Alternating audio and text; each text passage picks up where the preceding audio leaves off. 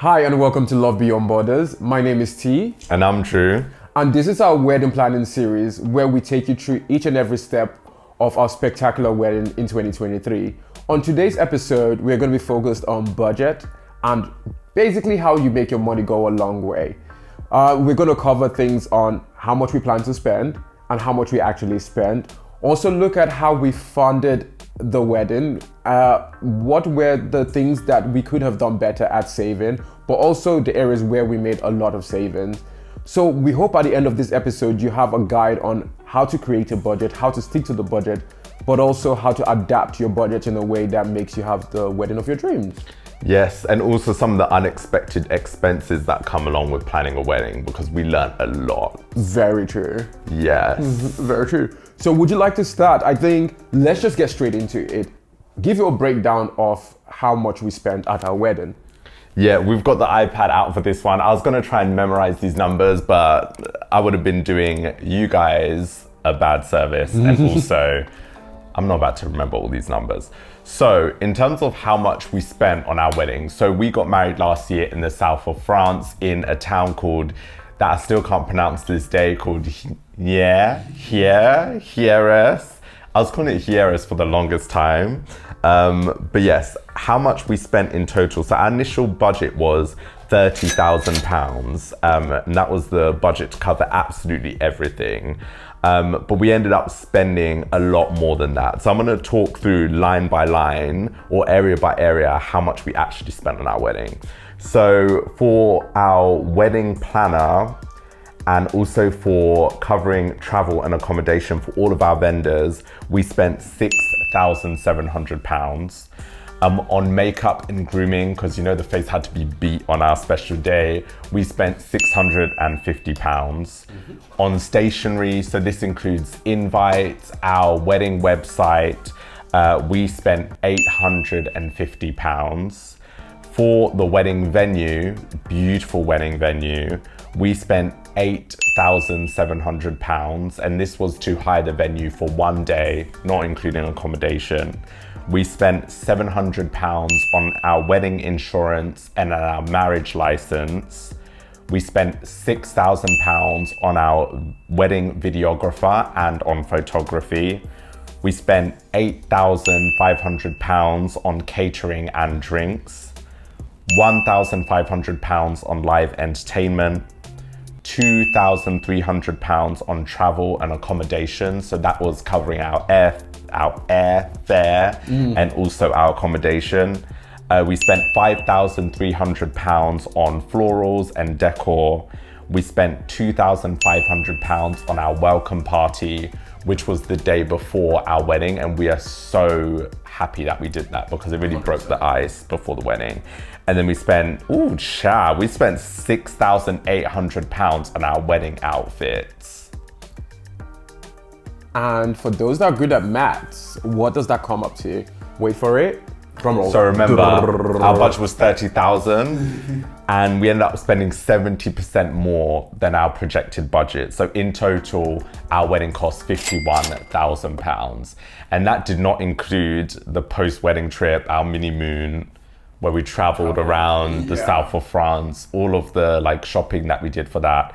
But that's all the kind of main elements of our wedding. It came to £51,000. Saying it out loud now sounds a lot, but when we look back on the day we had and the vendors we listed, every penny was worth it, bar one, which we'll hopefully get into one day. But yeah, every penny was worth it. At the videographer, Kayode, we wish we could have even given you tenfold more than we paid, because you're exceptional in every way. Let's get into some of the numbers. For example, the wedding outfits. The wedding outfits, our tux were custom. The after party celebrations were custom. What else did we get? I think the jewelry. The cufflinks. The traditional wear. So there were a lot of things we got for that £6,800. So that's why it sounds like a lot of money, but it went a long way in terms of the amount of things we got out of it. Also, another one was the wedding venue. Now the wedding venue at $8,700, interestingly enough, is part of the reason why we want to talk about also where we make the cost savings. Because $8,700 was not what it should have been. it should have been about £16,000. But because we got it outside of the wedding season, which is very key, looking at if your wedding can happen outside of the peak wedding season, April was warm, April was fantastic, and we were able to save more than half of what we initially meant to pay. Yeah, and we even spoke to the staff that worked at the wedding venue, and they said that it could have even been £25,000 or more, based on them including accommodation, because they were still renovating the venue. So that's the reason why we got it at a much cheaper rate than what we typically pay for that.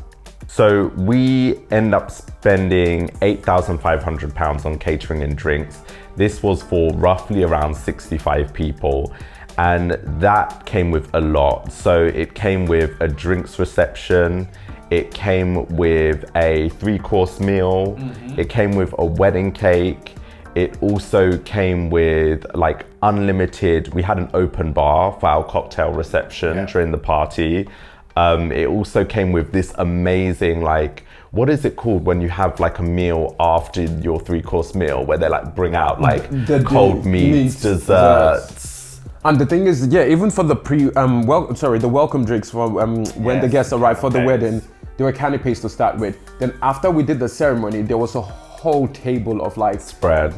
There was even like something like, was it a hog roast? Yeah. There was a hog roast. There was a salmon roast for pescatarian. Sorry, something that is very important. I just said it as we're riffing right now. Catering needs, step up your game. Do not, because people are vegetarian or people are pescatarian, just lump them with something that is not fab.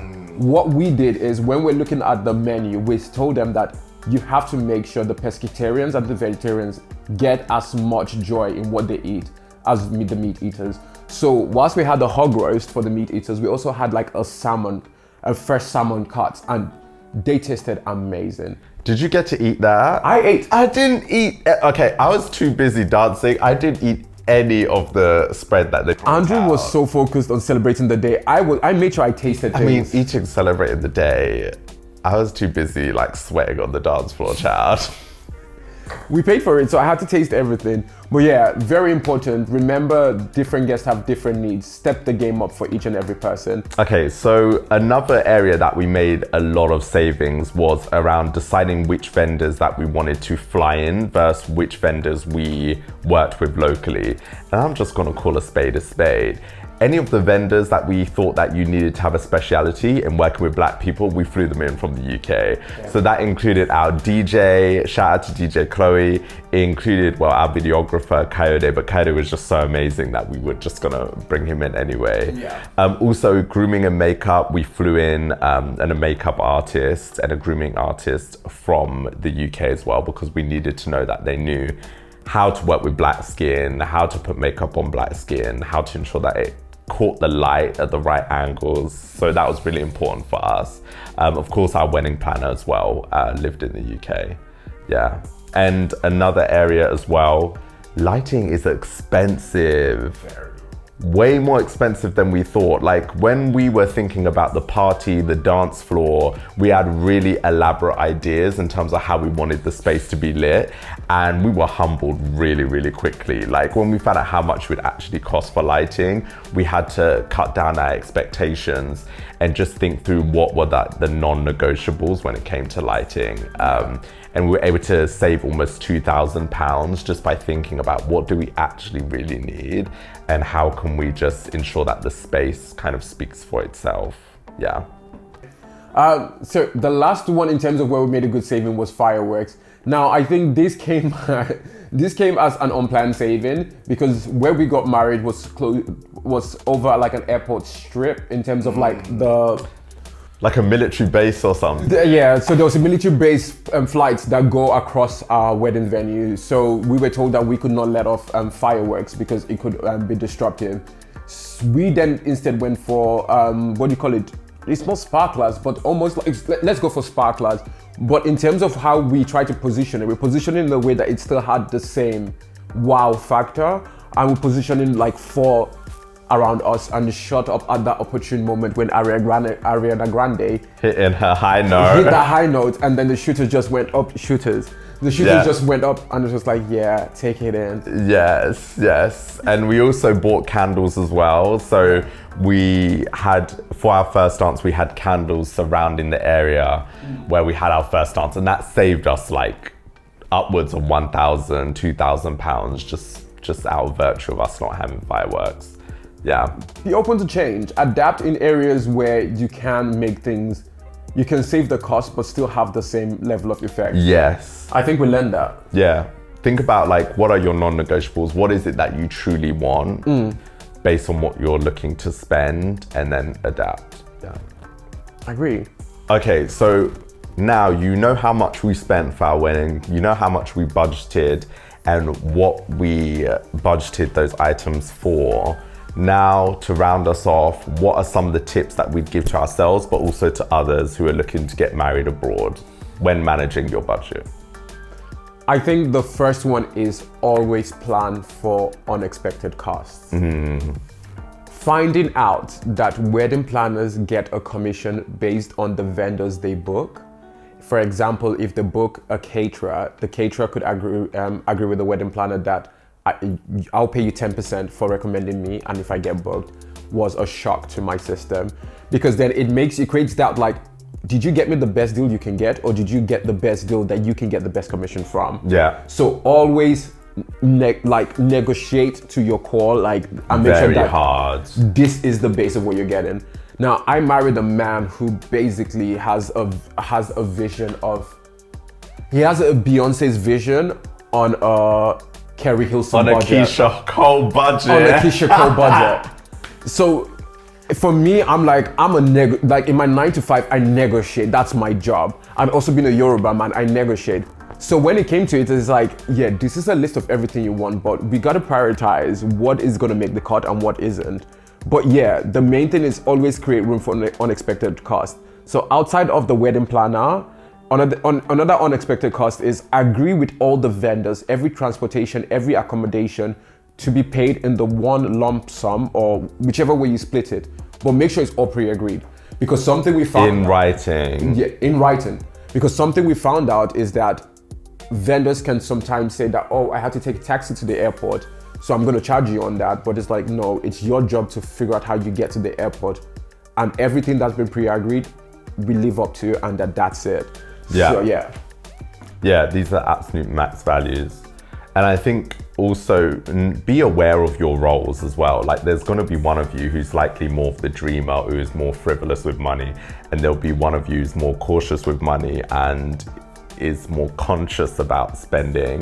And I think being aware of those roles is really important, especially when negotiating with vendors, because then you know who is taking the lead when like doing those negotiations, for instance, that you get the best possible bang for your buck. So for us, like, Tosin was clearly like the negotiator, the one who was able to fight hard for us to get the best possible price.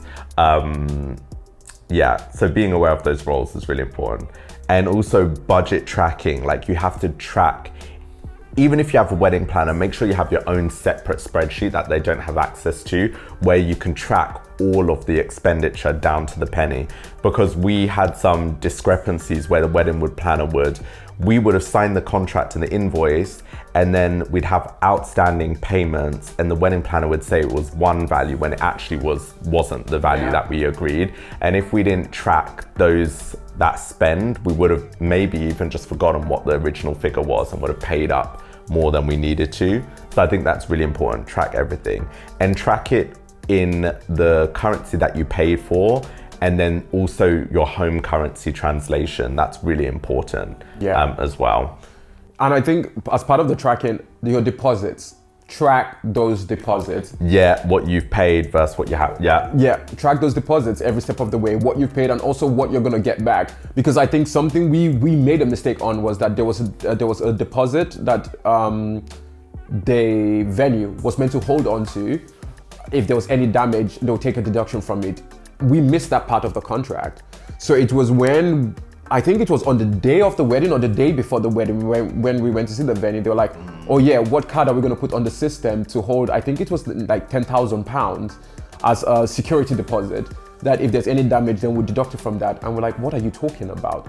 So read those contracts, Yeah. every single item. And if you need to challenge things before you get there. Because luckily we had a credit card that actually reached up to £10,000. Shout out American Express. But if we didn't, we would have probably been stuck there trying to figure out how to get £10,000 in a current account to hold that as a deposit. Yeah, wild. And I think finally, remember, this is your special day. This is hopefully a once in a lifetime opportunity for you and your partner. So don't be afraid to splurge and don't be afraid to know that you deserve to spend this money on your special day, because money comes and goes, but your wedding lasts forever. And for most of us, there's one chance to get it right. Until the wedding renewals chat. See us in roll it back. Yeah. See us in about 5 to 10 years. But yeah, just a lot of it for us, we were spending amounts of money that we'd never spent before. And that with that came a lot of discomfort. Like, oh my God, I can't believe we're spending this amount of money.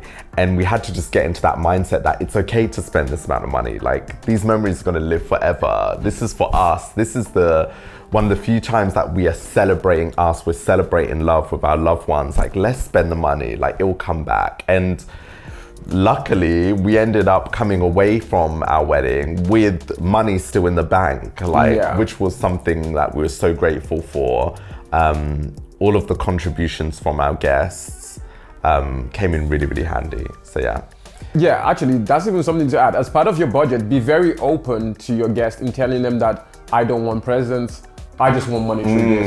And I like the fact that it's now becoming a norm where people feel comfortable saying that, because we had to figure out, how do we draft this? How do we say this? But when we did, I guess like nobody asked, oh, can we buy you anything? They just sent the money. So we're blessed in that way.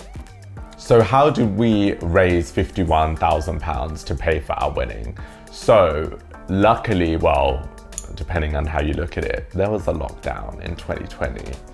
And with that lockdown, Chad, came a lot of saving because we were in the house. We weren't doing nothing. Yeah. So that allowed us to save like a substantial amount of money over those 2 years. Yeah. From our 9 to 5. So T and I both work. We have jobs in tech. So we were able to put away a lot of money every month. But originally we were actually saving for a mortgage. So all of that money we expected to spend on our mortgage. But we were like, we need to get married. As soon as Tosin popped the question and I said yes, it was like, we need to get married. So we prioritized spending and investing that money in our wedding over getting a mortgage. Was that the right decision? Was it reckless? Yeah, it was the right decision. Yeah. The motto I live by for the whole wedding planning and everything was, these pictures are a lifetime. I want my wedding pictures to be when I am at my peak physically. It sounds vain, but at the end of the day, when I look back on these pictures, I want to be like, yes, that is my husband, and we looked amazing. Yeah, we didn't want to delay too much. The love is there. So yes, we're married for love. Yes, we're married for everything in between, but there's that part of vanity. I want to look back on those pictures and be like, yeah, yes. And till this day, every picture, every video, I look back on the wedding, I'm like, my wedding body. Oh. A moment of silence. Yeah. Oh. We'll get back there one day, but just for now, we're enjoying the married life, eating those foods. But yeah, that was the main thing why we decided to spend the mortgage. And guys, we will have a mortgage, we will have a house. Those things will happen. We made the short-term sacrifice for the longer-term goal. And it's worth it. I wish I could redo the wedding all over again and again and again, and I will make the same decision. Yeah. So how we saved it, 9 to 5 during COVID, but also we made sacrifices. I think we made sacrifices during the process of wedding that I think we shouldn't have, in terms of moments to go on dates and take breaks from the wedding. We would always say to ourselves that, oh no, we shouldn't do this because that £50, that £100 can go towards the wedding. Wrong decision ever. Absolutely wrong decision. Because when you're planning your wedding, when you're doing every one of those steps, what people don't tell you is that it is the most heated, the most, less affirming part of being in a relationship, because everybody expects you to be the most loved, the most happy, the most joyous, but you wake up wedding planning, you go to work, you're thinking about what you have to do for the wedding. You come back home, you're catching up with each other, focused on what do we need to do for the wedding. There is nothing you're thinking about but the wedding. And if you think about doing that day in, day out, you end up, it's a strong word, but you end up hating your partner because the joy and the things that made you guys happy, you're not doing anymore because all you're focused on is on this one perfect day that is still miles and miles away. When the wedding happens, you're it's like you're nurturing your relationship for the future, but you also need to nurture it in the moment as well. Exactly. Yeah. What I realized is that when it's all said and done, on your wedding day, it is the happiest day of your life, but the work to get during that period, I understand why people say the word cold feet now. Like all of that, I understand it. But I think I spoke to one of my colleagues at work and she said that everybody around you expects you to be happy throughout this period, but it is not the truth. It is difficult, but once you get to your wedding day, it all fades away. And my God, once I heard that, I held on to it dearly. And on our wedding day, I didn't think it was on our wedding day, when we got to the airport. When we got to the airport, I was just like, it's done. And yeah. So that concludes this episode where we talk about budget and how much we spent on our wedding. In the next episode, we're going to be talking about what was the hardest thing throughout the wedding planning process. That's what we're going to be talking about in our next episode. So tune in. Remember to like, comment, and subscribe. Share your feedback in the comments. What are some of the other things you'd like us to discuss? And we will see you next week for Love Beyond Borders. Take care.